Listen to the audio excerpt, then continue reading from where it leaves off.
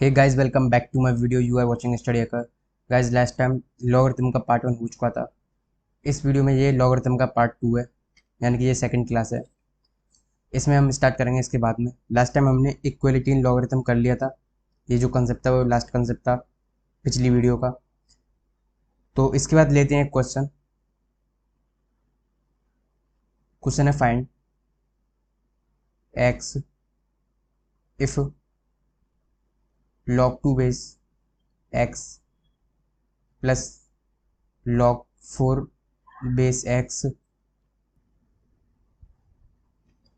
Plus के log 16 base x equals to 1/4। इस तरह का क्वेश्चन है। इसमें हमें क्या है, एक्स की वैल्यू निकालनी है। तो इसको किस तरीके से सॉल्व करेंगे देखते हैं। सबसे पहले जो लॉग के क्वेश्चन करने से पहले आपको प्रॉपर्टीज़ की अच्छी तरह से प्रैक्टिस होनी चाहिए, साथ ही साथ वो याद भी होनी चाहिए अच्छी तरीके से। तो लॉग के सारे क्वेश्चन क्या है, प्रॉपर्टीज़ पर बेस्ड होते हैं। तो इसमें अगर इसमें भी क्या प्रॉपर्टीज यूज होगी, देखो सबसे पहले इसको लिख सकता हूँ मैं log बेस 2x प्लस के। इसमें देखो 4 लिख रहा है, तो इसको log 2 का स्क्वायर लिख सकता हूँ, यहाँ पे x लिख सकता हूँ, प्लस या इसको क्या लिख सकता हूँ मैं 2 की पावर 4 लिख सकता हूँ। x इक्वल्स टू कितना 1/4। अब देखो यहाँ से मैंने क्या बताया था, जब बेस और डोमेन की जो पावर होती है वो क्या रेशियो में बाहर निकल के आ जाती है। तो यहाँ से तो देखो 1 पावर है, तो इससे कुछ फर्क पड़ेगा नहीं 1 लिखने से। प्लस यहाँ पे देखो 1/2 बाहर आ जाएगा, क्योंकि इसकी पावर 1 है और यहाँ पे 2 है, तो 1/2 बाहर निकल के आ जाएगा। और ये कितना हो जाएगा log 2x प्लस के यहाँ से 1/4 निकल के आएगा। log 2x equals to 1/4। अब यहाँ से कॉमन क्या आ रहा है, log 2 बेस एक्स कॉमन आ रहा है, ये 1 बचेगा प्लस के 1/2 बचेगा प्लस के 1/4 बचेगा, इक्वल्स टू कितना 1/4 है। ठीक है, ये कितना हो जाएगा log बेस 2, ये x है, इसमें इसे 4/4 लिख सकते हैं, इसको 2/4 लिख सकते हैं। ठीक है, तो कितना 4 और 2 6 और 1 7, 7/4 इक्वल्स टू कितना हो गया 1/4। ठीक है, यहाँ तक अच्छी तरीके क्लियर होनी चाहिए। यहाँ देखो 4 से 4 कैंसिल हो गया, तो यहाँ से क्या बचा log base 2x equals to 1/7 बचा। तो यहाँ से कितना था, x की वैल्यू आ गई 2 की पावर 1/7। ये क्या अपनी x की वैल्यू आ चुकी है। इसके बाद लेते हैं अपना नेक्स्ट क्वेश्चन। गाइज, इसके बाद आता है कंसेप्ट। इसमें क्या है, अब मैंने अभी क्या है ये पढ़ाया था अभी, log a base b equals to log a base c। जब बेस सेम होते हैं तो यहाँ से क्या ड्राइव होके आता है, b इक्वल टू c, ये ड्राइव होके आता है। ठीक है, इसके बाद ये तो मैंने अभी इक्वलिटी में पढ़ाया था। अब जो पढ़ेंगे वो पढ़ेंगे हम इनइक्वलिटी में। इनइक्वलिटी में क्या कंडीशंस होती हैं वो देखते हैं। इनइक्वलिटी इन लॉगरिथम। तो इसमें देखो क्या होता है कि अगर इनइक्वलिटी इस तरह की है, log a base b is greater than log a base c, तो यहाँ से क्या निकल के आता है, ये जो है ना इस तरीके से इनइक्वलिटी बन जाएगी अगर इफ जो a की वैल्यू है वो 1 से अगर बड़ी है तो। लेकिन सेकंड केस में क्या होगा, log a बेस b अगर बिल्कुल सेम इसी तरीके से है log a बेस c, यहाँ से क्या ड्राइव होके आता है, जो इनइक्वलिटी अपनी अगर इफ जो a की वैल्यू है जो बेस है वो अगर 0 से 1 के बीच में है। पूरे चैप्टर में जो बेस की बात होती है वो 0 से 1 के बीच में और 1 से बड़ी के बीच में बात होती है। ठीक है, तो यहाँ से क्या है इनइक्वलिटी, अगर ये जो a है वो 0 से 1 के बीच में है, तो इनइक्वलिटी है उसका साइन चेंज हो जाएगा, वो कुछ इस तरीके से हो जाएगा। ठीक है, तो हमें इनइक्वलिटी में ध्यान रखना, inequality always always see about the base. हमेशा क्या है बेस के बारे में देखना है, बेस कैसा है उसी के हिसाब से इनइक्वलिटी आगे बढ़ेगी। ठीक है, जैसे इनइक्वलिटी देखिए सबसे पहले बेस को ऑब्जर्व करना है कि बेस कैसा है, 1 से बड़ा है या फिर 0 से 1 के बीच में, देन उसके हिसाब से इनइक्वलिटी को वर्क करना है। ठीक है, इसके बाद लेते हैं अपन इस इनइक्वलिटी बेस पे क्वेश्चन। क्वेश्चन क्या है, इफ log 1/√2 x माइनस के 1 इज लेस देन log 1/√2 यहाँ पे कितना है 11। फाइंड एक्स, तो देखो इसमें क्या एक्स वैल्यू निकालनी है। तो देखो सबसे पहले मैंने कहा इनइक्वालिटी दिखते ही सबसे पहले बेस को ऑब्जर्व करना है। तो यहाँ पे बेस कैसा है 1/√2 यानी कि 0.4, मतलब ये क्या है 0 से 1 के बीच वाला बेस है, यानी कि इनइक्वालिटी चेंज होगी, यानी कि ये वाली कंडीशन है सेकंड वाली, तो इनइक्वालिटी चेंज होगी। तो मतलब x-1 इनइक्वालिटी को इस तरीके से चेंज कर देंगे, यहाँ पे 11 लिख देंगे। तो यहाँ पे x वैल्यू क्या है ग्रेटर देन 12 हो गई। तो यहाँ पे क्या है x वैल्यू ग्रेटर देन 12 है। अगर एग्जैक्ट वैल्यू पूछी x की तो इससे जस्ट एक बड़ी लिख देते हैं, लेकिन अगर कोई रेंज वगैरह पूछता है या फिर तो x की वैल्यू 12 से बड़ी, इस तरीके से करते हैं, ठीक है। इसी के बाद एक और कंसेप्ट आता है इसमें, इनइक्वालिटी का एक और कंसेप्ट है यहाँ पे। इसमें जैसे हमने शुरुआत में मैंने बताया था आपको log a base b equals to c जब होता है, तो यहाँ से हम क्या ड्राइव करते हैं कि b इक्वल्स टू ए की पावर c। ये कब था, जब इक्वल का साइन हो बीच में। लेकिन अगर इनइक्वलिटी हो बट इन इनइक्वलिटी इनइक्वलिटी में क्या होगा, अगर लॉग ए बेस बी है, मान लो ये इनइक्वलिटी इस तरीके से है, यहाँ पे सी लिखा हुआ है, ठीक है। तो सबसे पहले आपको देखना है कि ए कैसा है। जब भी इनइक्वलिटी हो तो ए जरूर देखना है कि बेस कैसा है। अगर मान लो इफ जो एक ए की वैल्यू है वो क्या 1 से बड़ी है, तो जो इनइक्वलिटी वो एज चीज रहेगी, इस तरीके से हो जाएगा। इनइक्वलिटी मैंने एज चीज लिखी है बिल्कुल ड्राइव करके, तो बी इज ग्रेटर देन ए की पावर सी। लेकिन अगर ये तो अपना पहला केस हो गया इसमें इनइक्वलिटी में। दूसरा केस क्या है, अगर log a base B inequality इसी तरीके से है बिल्कुल, और यहाँ पे सी लिखा है, यहाँ से क्या इफ अगर मैं मान लूँ ए की कंडीशन 0 से 1 के बीच में है, तो यहाँ से क्या हो जाएगा इनइक्वलिटी 0 से 1 के बीच में, तो 0 से 1 के बीच में होगी तो इनइक्वलिटी का जो साइन होगा वो चेंज हो जाएगा, तो बी इज लेस देन हो जाएगा ए की पावर सी। तो यहाँ से ये रिजल्ट ड्राइव होकर आएगा। तो कंक्लूजन यही है कि इनइक्वलिटी जब भी दिखे सीधे ऑब्जर्व करना है आपको बेस को। जैसे कि इसमें एक एग्जांपल ले लेते हैं, log 2 base x-4 is greater than 2। तो यहाँ से क्या होगा, हमें क्या है ए देखना है, तो ए यहाँ पर क्या ग्रेटर देन 1 है, तो यानी कि पहली वाली कंडीशन है, यानी इनइक्वलिटी को हमें चेंज नहीं करना है। तो x-4 एज इज लिखेंगे इनइक्वलिटी को, 2 का स्क्वायर मतलब 4 हो जाएगा, तो x इज ग्रेटर देन 8। और यहाँ x की वैल्यू पूछते तो 9 हो जाती, ठीक है, या फिर रेंज वगैरह पूछते तो x वैल्यू ग्रेटर देन 8 हो जाती। तो जो इनइक्वलिटी का कंसेप्ट होता है वो मैंने बता दिया आपको।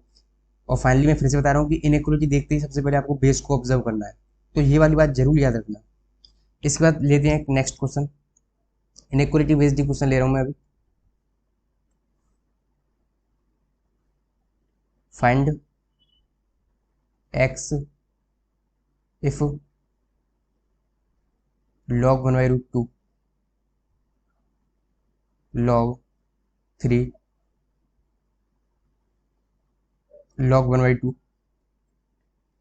x is greater than 2। अगर ये इस तरीके से है तो इसमें क्या हमें x की वैल्यू निकालनी है। तो इसको किस तरीके से सॉल्व करेंगे, सबसे पहले क्या है देखो इनइक्वलिटी दिखी सीधे बेस को ऑब्जर्व करना है। अब इसमें ये पूरी क्या है इसकी डोमेन हो गई, ये जो पूरी है ये क्या है डोमेन है बाहर वाले लॉग की, ठीक है। तो ये इसका बेस कौन सा हुआ ये वाला, ठीक है। तो हम इसको ऑब्जर्व करेंगे। तो यहाँ पे 1/√2 क्या होता है, जो 1/√2 होता है वो क्या होता है 0 से 1 के बीच में होता है, ठीक है। तो यहाँ इसका मतलब इनइक्वलिटी चेंज होगी, तो मतलब जो डोमेन है वो एज इट इज लिखना है log बेस 3 log 1/2 x, इस तरीके से इनइक्वलिटी चेंज होगी यहाँ पे, तो इस तरीके से लिखेंगे। और यहाँ कितना हो जाएगा 1/√2, इसका स्क्वायर हो जाएगा, ठीक है। अब इसके लिए क्या है ये डोमेन की तरह काम कर रही है, तो इसको एज इट इज लिखेंगे log 1/2 और x। और ये क्या है अपनी ए है, ए का साइन देखो यहाँ पर 3 है, सॉरी ए का ए है, ए की वैल्यू है वो 3 है, यानी कि 1 से बड़ी है, मतलब इनइक्वलिटी चेंज नहीं होगी। तो मतलब जो हमारी जैसी की इनइक्वलिटी है वैसी की वैसी छोड़ेंगे, ठीक है। तो यहाँ पे क्या हो जाएगा x inequality as it is होगी, क्योंकि यहाँ पे क्या है 3 है, 1/2 का स्क्वायर कितना हो जाएगा 1/2, ये 1/2 हो जाएगा, ठीक है। तो यहाँ पे क्या होगा एक्स की वैल्यू अब फिर से देखेंगे 1/2 है, अब 1/2 क्या 0 से 1 के बीच में है, तो मतलब फिर से इनइक्वलिटी चेंज होगी। तो मतलब ये वाली इनइक्वलिटी कैसी हो जाएगी, ये वाली हो जाएगी, और 1/√2 सॉरी 1/2, इसकी पावर कितनी होगी 1/2, तो मतलब क्या है एक्स इज ग्रेटर देन 1/√2। तो ये क्या अपना फाइनल आंसर होगा। तो इनइक्वालिटी के जो क्वेश्चंस हैं वो कुछ इस तरीके से होते हैं। इसके बाद आपको करनी है प्रैक्टिस। अब इसके बाद एक और क्वेश्चन लेते हैं।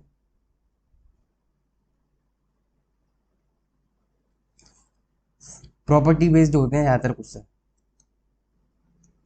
तो नेक्स्ट क्वेश्चन क्या है अपना, फाइंड द वैल्यू ऑफ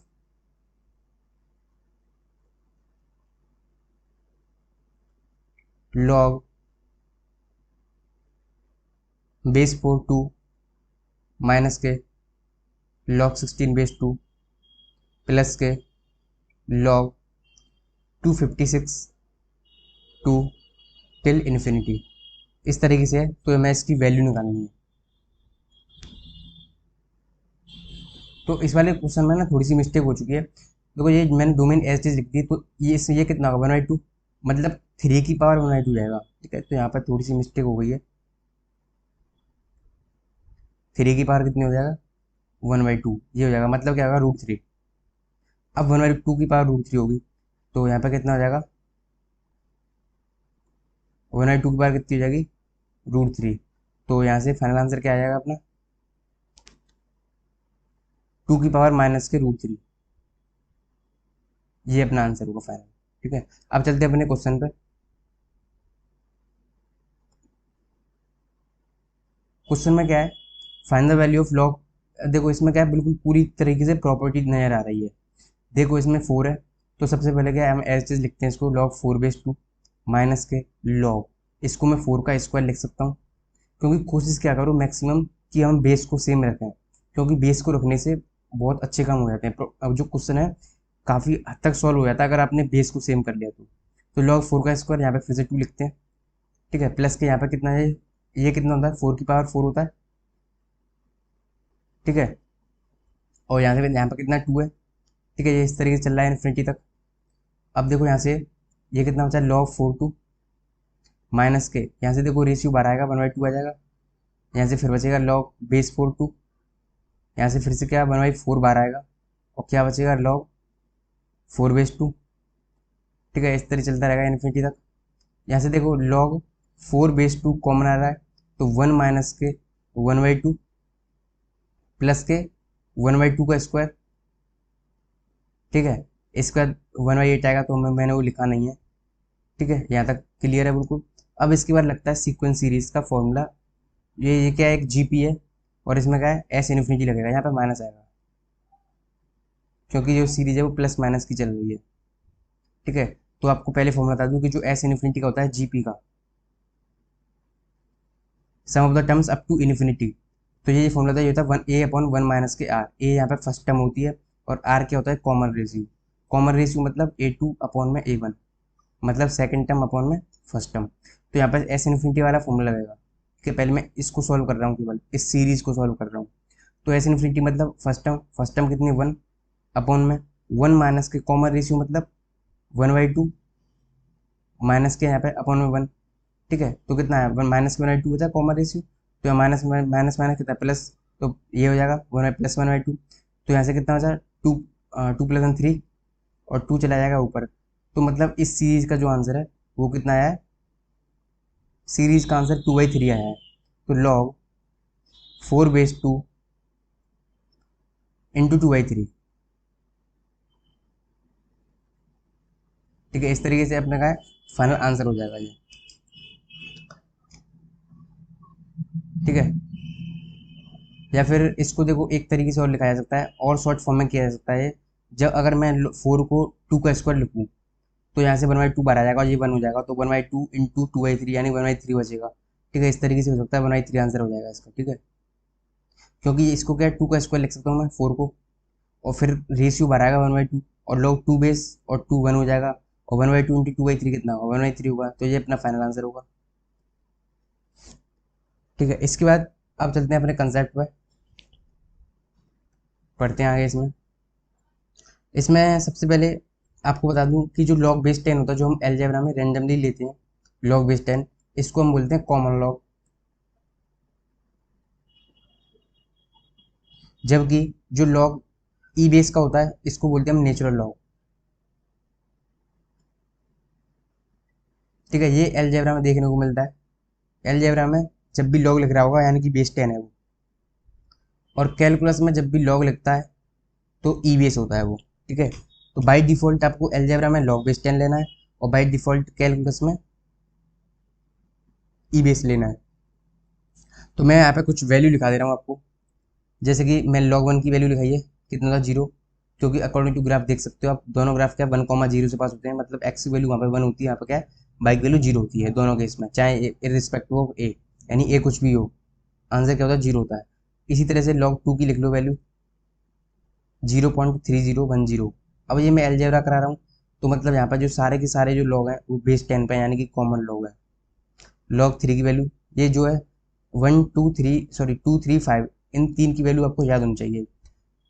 3 की होती है 0.4771, और log 5 की होती है 0.6990।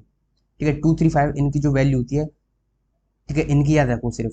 इसके बाद अगर 6 होता है तो हम निकाल देते हैं, 7 की जरूरत नहीं होती याद करने की। ये 235 है, ये सबसे ज़्यादा इंपॉर्टेंट होते हैं, तो इनकी वैल्यू आपको जरूर याद करनी है।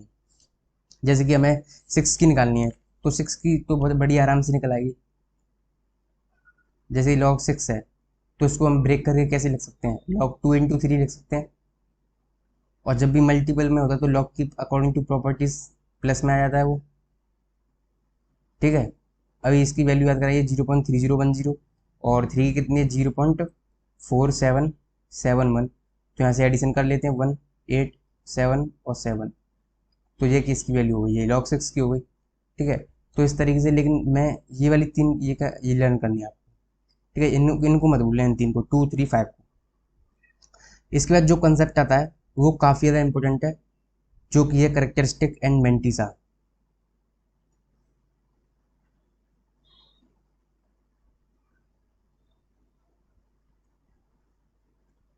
Characteristic and mantissa.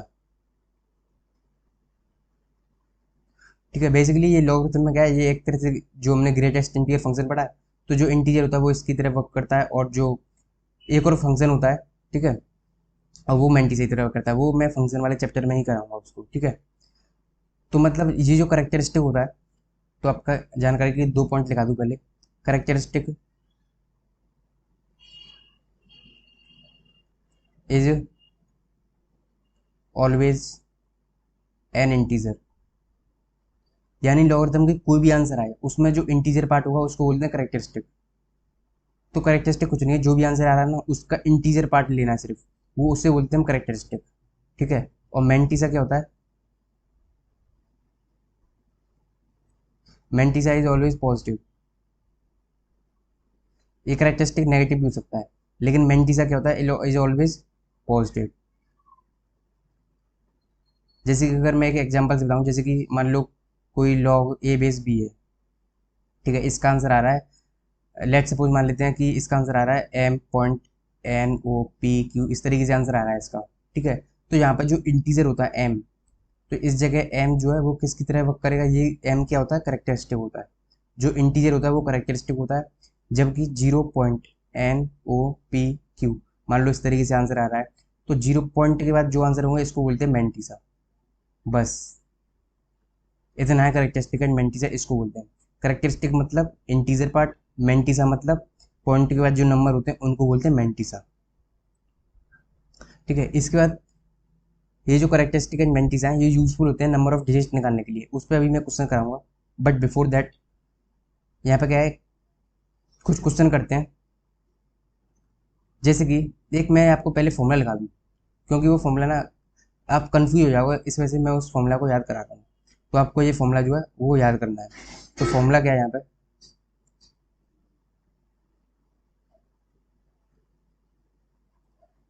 Number of digit equals to characteristic plus 1। ये जो फॉर्मूला है आपको याद रखना है, अदरवाइज आप कंफ्यूज होते जाओगे। ठीक है, जैसे कि अगर मेरे पास है, एग्जांपल के लिए मान लेते हैं कि अगर मेरे पास है log 1 0 0 0 0 0, जीरो, मगर मतलब मुझे इसका लॉग निकालना है। तो पहले मैं आपकी जानकारी के लिए बता दूं कि कोई भी नंबर हो उसका अगर लॉग निकालना है मुझे, तो मैं उसका करेक्टरिस्टिक बता सकता हूँ, लेकिन उसका मेंटिसा नहीं बता सकता। करेक्टरिस्टिक उसका देखते ही बता सकता हूँ। जैसे कि यहाँ पे आप कितनी भी बड़ी डिजिट लिख दो, चाहे 3779 लिख दो, 47 कुछ भी लिख दो, मतलब आपकी मर्जी है, मैं उसका करेक्टरिस्टिक बता सकता हूँ। उसका जो करेक्टरिस्टिक होता है वो यहाँ से निकलता है, इस वाले फॉर्मूले से। तो करेक्टरिस्टिक मतलब number of digit minus one, तो इसमें आपको नंबर ऑफ डिजिट काउंट करनी है। तो इसमें देखो 1 2 3 4 5 6 7, यानी कि इसमें क्या है, 7 नंबर ऑफ डिजिट है। तो यहाँ पे नंबर ऑफ डिजिट 7 रखेंगे, माइनस के 1 करेंगे इधर से, तो करेक्टरिस्टिक की वैल्यू है 6। मतलब इसका जो आंसर आएगा ना, वो 6 पॉइंट समथिंग आएगा। मेंटिसा को हम डिसाइड नहीं कर सकते, करेक्टरिस्टिक को डिसाइड कर सकते हैं हम। तो आपको क्या, सिर्फ नंबर ऑफ डिजिट जो डोमेन में डली हुई है इसको काउंट करना है, ये कितनी है, ठीक है। लेकिन मेंटिसा को डिसाइड नहीं कर सकते, करेक्टरिस्टिक को बता सकते हैं हम। जैसे कि मान लो इस तरीके का लॉग 143.417 इस तरीके से, तो मैं इसका करेक्टरिस्टिक बता सकता हूँ। सिर्फ नंबर ऑफ डेट देखनी है।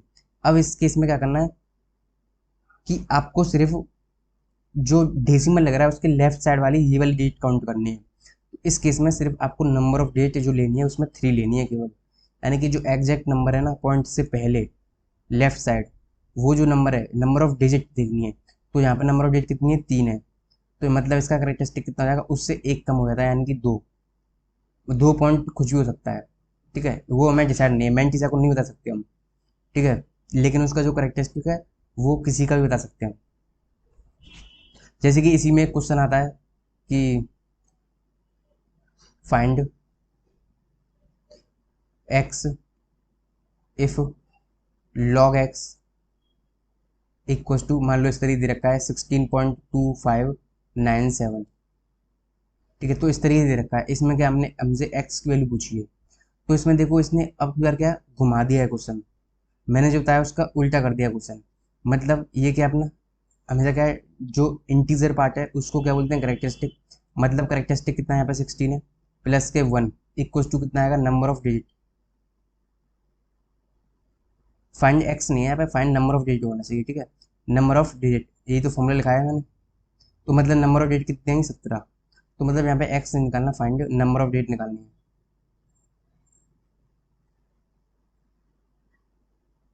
इन एक्स। तो नंबर ऑफ डिजिट बता सकते हैं हम कितनी है, 17। एग्जैक्ट वैल्यू नहीं बता सकते, ठीक है। तो यहाँ पे नंबर ऑफ डिजिट कितनी है, 17। तो इस तरीके का क्वेश्चन आता है। इसी में एक स्पेशल केस आता है। स्पेशल केस क्या है, अगर देखो जो लॉग है, अगर वो इस तरीके से होता है, लॉग 0.0000567, वो बोलेगा कि इसका करेक्टरिस्टिक बताओ। तो इसका जो करेक्टरिस्टिक होगा वो क्या है, आपको क्या है, डेसिमल के राइट हैंड साइड में नंबर ऑफ जीरोस काउंट करनी है कि नंबर ऑफ जीरोस कितनी है। तो ध्यान से देखो इसमें जो नंबर ऑफ जीरोस हैं वो 3 हैं। तो जितनी भी नंबर ऑफ जीरोस हो उसमें एक ऐड कर देना है और आगे माइनस लगा देना है। तो इसका जो करेक्टरिस्टिक है वो -4 होगा, ठीक है। एक और एग्जांपल लेते हैं। अगर मान लो क्वेश्चन जो है वो कुछ इस तरीके से, लॉग 0.00000789, अगर इस तरीके से है और इसमें बोल रहा है फाइंड करेक्टरिस्टिक, इसमें क्या करेक्टरिस्टिक बताना है आपको। तो मैंने क्या बोला, नंबर ऑफ जीरोस काउंट करनी है राइट हैंड साइड में। तो इसमें ध्यान से देखो 4 नंबर ऑफ डेटा है, 4 जीरो है, सॉरी 4 जीरो है। तो आंसर क्या, इसका करेक्टरिस्टिक क्या होगा, मैंने क्या बोला, एक प्लस करना है 4 से 5 और उसके आगे नेगेटिव लगा देना है। तो ये क्या इसका करेक्टरिस्टिक होगा, ठीक है। तो करेक्टरिस्टिक और मेंटिसा का इतना कंसेप्ट था। इसके बाद एक और क्वेश्चन बता देता हूँ मैं आपको, यहाँ से एक और क्वेश्चन कर लेते हैं। जैसे कि लॉग एक्स, वही फिर नंबर ऑफ डेट निकालने का है। अगर इसका जो आंसर है वो इस तरीके 121, ऐसे 12 12 दे रखा है, 314 दे रखा है। तो इसमें एक्स में क्या है, नंबर ऑफ डेट निकालनी है। Find number of digit in x. X में नंबर ऑफ डेट निकालनी है यदि, तो किस तरीके से निकलेंगी। तो मैंने बोला जो करेक्टरिस्टिक है इसमें क्या है, सिर्फ एक ऐड करना है। तो इसमें जैसे ही ऐड करोगे तो क्या 12 13 हो जाएगा। तो यानी कि जो नंबर ऑफ डिजिट होंगी वो कितनी होंगी 12 एंड 13, क्योंकि यही तो अपना करेक्टरिस्टिक है। करेक्टरिस्टिक प्लस 1 इक्वल्स टू कितना है नंबर ऑफ डिजिट, तो मतलब जो नंबर ऑफ डिजिट होंगी 1213। ठीक है, अब इसके बाद जो करेक्टरिस्टिक और मैंटिसा है वो यूजफुल होता है नंबर ऑफ डिजिट निकालने के लिए। किस तरीके से, जैसे कि क्वेश्चन लेते हैं, यहाँ पे लिख लेते हैं characteristic is used to find out the number of digits. अगर नंबर ऑफ डिजिट निकालनी है, जैसे कि एक क्वेश्चन लेते हैं, क्वेश्चन के थ्रू अच्छी तरीके से समझ में आएगा। Find the number of digits in 5 की पावर 30। अब ये कितना बड़ा डिजिट है ये 5 की पावर 30। भाई 5 का स्क्वायर 25, 125, फिर इसके बाद 625, फिर 3125 होता है। ठीक है, ऐसे 5 की पावर 30 है, ये तो बहुत बड़ा नंबर हो गया। अगर इसमें क्या हम नंबर ऑफ डिजिट निकाल सकते हैं, वो कैसे निकालेंगे, बाकी में ये नंबर काफ़ी बड़ा हो गया 5 की पावर 30। तो इसको सबसे पहले क्या आपको वाई मान लो या एक्स मान लो, तो ये कितना होगा 5 की पावर 30। इसको सबसे पहले वाई मानना है। इसके बाद दोनों तरफ क्या करना है, लॉग लेना है। तो ये हो जाएगा लॉग वाई इक्वल्स टू, ठीक है, यहाँ कितना हो जाएगा लॉग 5 की पावर 30। और मैंने बता रखा है पावर जब भी होती है वो क्या बाहर आ जाती है एज अ कोफिशिएंट, तो 30 लॉग 5 हो जाएगा। अब देखो ध्यान से, यहाँ पर कितना है लॉग 5, मैंने क्या है 235 लॉग की वैल्यू याद कराई है, वो इसी वजह से कराई है। देखो यहाँ पर क्या है 30 इंटू लॉग 5, 0.6990। ठीक है, तो क्या है हमको सिर्फ इसकी मल्टीप्लीकेशन करनी है। तो जैसे ही आप इसकी मल्टीप्लीकेशन करोगे तो 20.97 समथिंग आएगा। ठीक है, और ये कितना अपना लॉग वाई। तो अब ध्यान से देखो ये क्या अपना, ये तो अपना करेक्टरिस्टिक आ गया ना, इसका मतलब तो यही हुआ ना। तो करेक्टरिस्टिक प्लस 1 करना है सिर्फ, तो बाई में क्या होगी, बाई हैज़, मतलब बाई क्या 5 का 30 हैज़, तो 5 की पावर 30 हैज़ 21 डिजिट्स।